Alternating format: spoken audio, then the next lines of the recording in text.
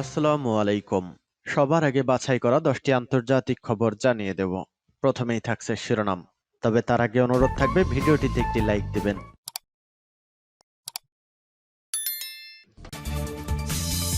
পুরোদমে ইসরায়েল-ফিলিস্তিনি যুদ্ধ চলছে, জানিয়ে দিব হাতে থাকা গুরুত্বপূর্ণ আপডেট আন্তর্জাতিক সংবাদ। প্রথমে এই সংবাদ শিরোনাম, অ্যান্টার্কটিকার মালিকানা ঘোষণা ইরানের।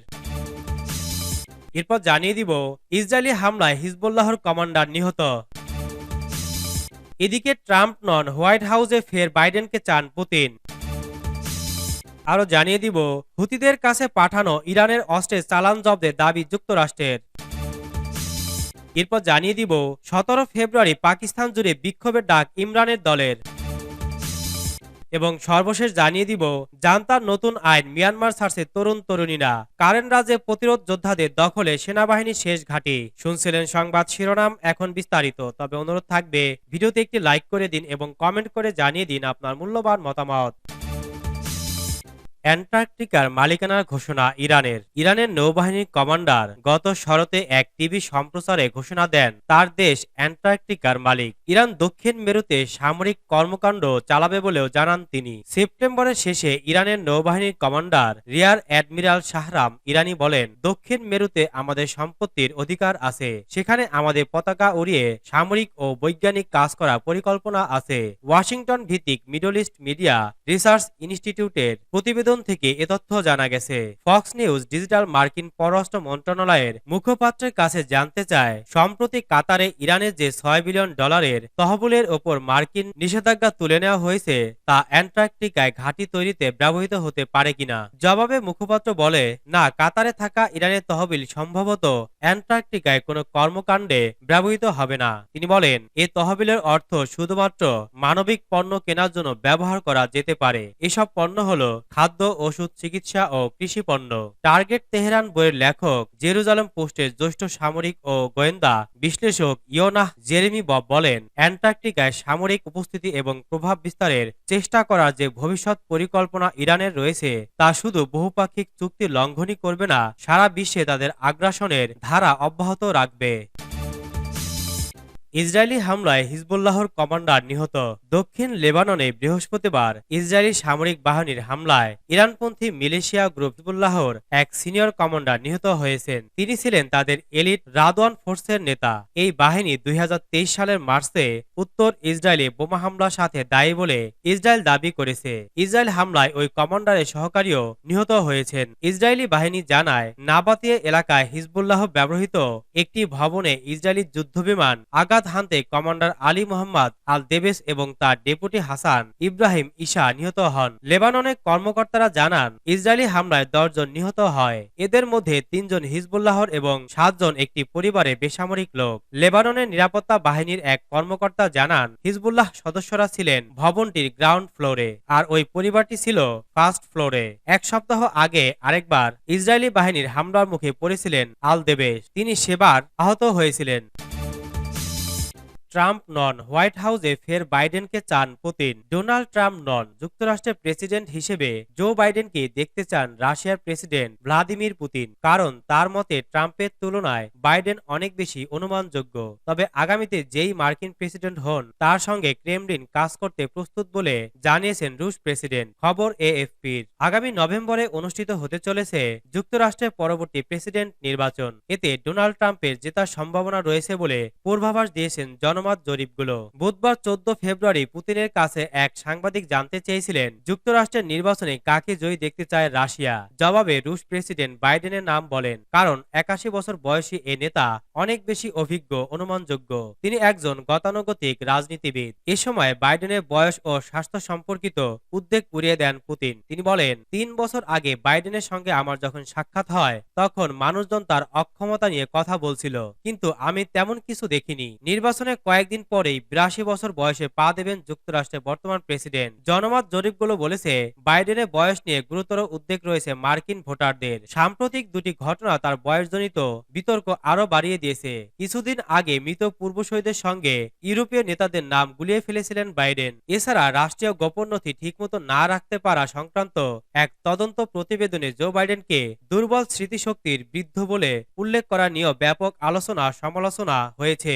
প্রেসিডেন্টের সক্ষমতা নিয়ে কথা বলতে হয়েছিল হোয়াইট হাউসকে। ক্ষোভ প্রকাশ করেছেন বাইডেন নিজেও। তদন্ত প্রতিবেদন প্রকাশের পর রীতিমতো সংবাদ সম্মেলন করে প্রেসিডেন্ট জানিয়েছেন তার স্মৃতিশক্তি যথেষ্ট ভালো আছে, কিন্তু এরপরে আবার মিশর ও মেক্সিকোর প্রেসিডেন্টদের নাম গুলিয়ে ফেলেন তিনি। অবশ্য বাইডেনের সম্ভাব্য প্রতিদ্বন্দ্বী ডোনাল্ড ট্রাম্পও মানুষের নাম বলতে গিয়ে বেশ কয়েকবার গরমিল করে ফেলেছেন। সম্প্রতি ৭৭ বছর বয়সী এই রিপাবলিকান নেতা প্রেসিডেন্ট প্রার্থিতার ক্ষেত্রে তার সবশেষ প্রতিদ্বন্দ্বী নিকি হেলির সঙ্গে সাবেক হাউস স্পিকার ন্যান্সি পেলোসির নাম গুলিয়ে ফেলেছিলেন। কিন্তু তা সত্ত্বেও হোয়াইট হাউসের ক্ষমতায় আবারও বাইডেনকে দেখতে চান রুশ প্রেসিডেন্ট পুতিন। হুতিদের কাছে পাঠানো ইরানের অস্ত্রের চালান জব্দের দাবি যুক্তরাষ্ট্রের। ইরানি অস্ত্রের একটি চালান জব্দের দাবি করেছে যুক্তরাষ্ট্র। চালানটি ইয়েমেনে হুতিদের কাছে যাচ্ছিল বলেও জানিয়েছে মার্কিন সেনাবাহিনী। ফিলিস্তিনি সমর্থনে হুতিরা লোহিত সাগরে ইসরায়েলগামী জাহাজসহ যুক্তরাষ্ট্র ও যুক্তরাজ্যের জাহাজে হামলা চালিয়ে আসছে। খবর অনুসারে অস্ত্রের এই চালান জব্দ হুতিদের আক্রমণ বন্ধে যুক্তরাষ্ট্রের বিস্তৃত প্রচেষ্টারই একটি অংশ।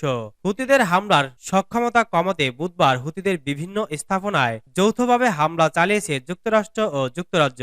যুক্তরাষ্ট্রের সামরিক বাহিনী সেন্ট্রাল কমান্ড সেনকম নামে পরিচিত এক বিবৃতিতে বলেছে, ইরানের তৈরি প্রচলিত উন্নত অস্ত্র এবং অন্যান্য মরণঘাতী সহায়তা সামগ্রী জব্দ করা হয়েছে। এগুলো একটি নৌযানে আরব সাগর দিয়ে ইয়েমেনে যাচ্ছিল। জব্দকৃত চালানে ২০০টির বেশি প্যাকেজে ক্ষেপণাস্ত্রের উপাদান, বিস্ফোরক এবং অন্যান্য যন্ত্রাংশ ছিল। ইয়েমেনে অস্ত্র তৈরির চালান পাঠানোকে ইরানের আরেকটি ক্ষতিকর কর্মকাণ্ড বলে উল্লেখ করেছে যুক্তরাষ্ট্র। বিবৃতিতে বলা হয়েছে, হুতিদের কাছে ইরানের চলমান প্রচলিত উন্নত অস্ত্রের সরবরাহ, আন্তর্জাতিক জাহাজে নিরাপদ চলাচলের অধিকার ও উন্মুক্ত বাণিজ্যের অধিকার খর্ব করছে। এ বিষয়ে ইরান কোনো মন্তব্য করেনি। ইয়েমেনের হুতি আন্দোলন ইরানের প্রতিরোধ বলয়ের অংশ। ফিলিস্তিনিদের সমর্থনে তারা লোহিত সাগরে ইসরায়েলগামী জাহাজে হামলা চালাচ্ছে। ১৭ ফেব্রুয়ারি পাকিস্তান জুড়ে বিক্ষোভের ডাক ইমরানের দলের। দেশ জুড়ে শান্তিপূর্ণ বিক্ষোভের ডাক দিয়েছে সাবেক প্রধানমন্ত্রী ইমরান খানের দল পাকিস্তান তেহরিক ই ইনসাফ পিটিআই। বৃহস্পতিবার পাকিস্তান পিপলস পার্টি পিপিপি ও পাকিস্তান তেহরিক ই ইনসাফ পার্লামেন্টারিয়ান্সের পিটিআই সঙ্গে জোট গঠনে খবর পরিষ্কার করার পর একথা জানিয়েছে পিটিআই। জিও নিউজের প্রতিবেদনে বলা হয়েছে, পিটিআইয়ের প্রতিষ্ঠাতা ইমরান খান রাজনৈতিক প্রতিদ্বন্দ্বীদের বিরুদ্ধে সুর নরম করেছেন। তার দল পিপিপি ও পার্টির বিচ্ছিন্ন অংশের সঙ্গে আলোচনায় সম্মত হওয়ার পর এই সিদ্ধান্ত জানানো হয়েছে। দলের সূত্র জিও নিউজকে জানিয়েছে, ইমরান খান বর্তমানে আদিয়ালা জেলে বন্দী। তিনি পিপিপির সঙ্গে কথা বলতে প্রস্তুত। দলটি ইতিমধ্যেই পাকিস্তান মুসলিম লীগ নওয়াজের প্রধানমন্ত্রী প্রার্থী শাহবাজ শরীফকে সমর্থনে ঘোষণা দিয়েছে। তবে পিটিআই নেতা ব্যারিস্টার মোহাম্মদ আলী সাইফ সরকার গঠনের জন্য পিপিপির সঙ্গে যোগাযোগের খবর অস্বীকার করেছেন। সাংবাদিকদের তিনি বলেন, পিটিআই প্রতিষ্ঠাতা পিপিপি ও পিএমএলএন এর সঙ্গে আলোচনার বিরুদ্ধে কঠোরভাবে পরামর্শ দিয়েছিলেন। পিপিপির সঙ্গে সরকার গঠনে প্রতিবেদন বিভ্রান্তিকর উল্লেখ করে তিনি বলেন, পিটিআই প্রতিষ্ঠাতা বিরোধী দলে বসতে বলেছেন, কিন্তু পিপিপি ও পিএমএলএন এর সঙ্গে জোট বাঁধবেন না। পরে রাওয়ালপিন্ডিতে ইমরান খানের সঙ্গে সাক্ষাতের পর সাংবাদিকদের ব্যারিস্টার গহর খান ও শের আফজাল মারওয়াত বিলাওয়ালের নেতৃত্বাধীন দলের সঙ্গে জোটের কথা অস্বীকার করেছিলেন। জান্তার নতুন আইন, মিয়ানমার ছাড়ছে তরুণ তরুণীরা। কারেন রাজ্যে প্রতিরোধ যোদ্ধাদের দখলে সেনাবাহিনীর শেষ ঘাঁটি। মিয়ানমারের জান্তা সরকার গত শনিবার তরুণ তরুণীদের বাধ্যতামূলক সেনাবাহিনীতে যোগ দেওয়ার আইন করেছে। এর অধীনে মিয়ানমার প্রতি মাসে কমপক্ষে ৫,০০০ তরুণ তরুণীকে যুক্ত করার খসড়া শুরু করেছে। এ হিসাবে প্রতি বছর সেখানে সামরিক প্রশিক্ষণ নিতে হবে প্রায় ৬০,০০০ তরুণ তরুণীকে। এমন আইনের ফলে অনেকেই এরই মধ্যে দেশ ছেড়ে পালানোর কথা চিন্তা করছেন। দেশটিতে নতুন বর্ষবরণ হবে এপ্রিলে। এ সময় রীতি অনুযায়ী বর্ষবরণের শুরুর পর হবে এ কার্যক্রম। সামরিক কাউন্সিলের চেয়ারম্যান সিনিয়র জেনারেল মিন অং হ্লাই সেনাবাহিনীতে বাধ্যতামূলক যোগ দেওয়ার আইন ঘোষণা করেন। তার আকস্মিক এ ঘোষণা এটি বলে দেয় যে মিয়ানমারের সেনাবাহিনী দুর্বল হয়ে পড়েছে, তাদের সংখ্যা কমে যাচ্ছে। বিশেষ করে গণতন্ত্রপন্থী বিভিন্ন বাহিনীর ক্রমাগত চাপের মুখে এ ঘটনা ঘটছে। সেনাবাহিনীর আকার এখন যে মাত্রায় আছে তা নির্ভরযোগ্য নয়। সিআইএ ওয়ার্ল্ড ফ্যাক্ট বুক অনুযায়ী অনুযায়ী গত বছর মিয়ানমার সেনাবাহিনীর সদস্য সংখ্যা বেড়ে 1.5 লাখ থেকে 4 লাখের মধ্যে ছিল। ওয়াশিংটন ভিত্তিক ইউএস ইনস্টিটিউট অব পিস বলছে, সেনাবাহিনী ক্ষমতা নেওয়ার পর থেকে 21,000 সদস্য কমে গেছে। এর মধ্যে আছে হতাহত হওয়া, চাকরি ছেড়ে যাওয়া অথবা পদত্যাগ করা। ফলে মিয়ানমারে কার্যত সেনাবাহিনীর সংখ্যা প্রায় 1.5 লাখ। এদিকে দেশটি ছায়া ন্যাশনাল ইউনিট গভর্নমেন্ট বিরোধী রাজনৈতিক প্রতিরোধে নেতৃত্ব দিচ্ছে।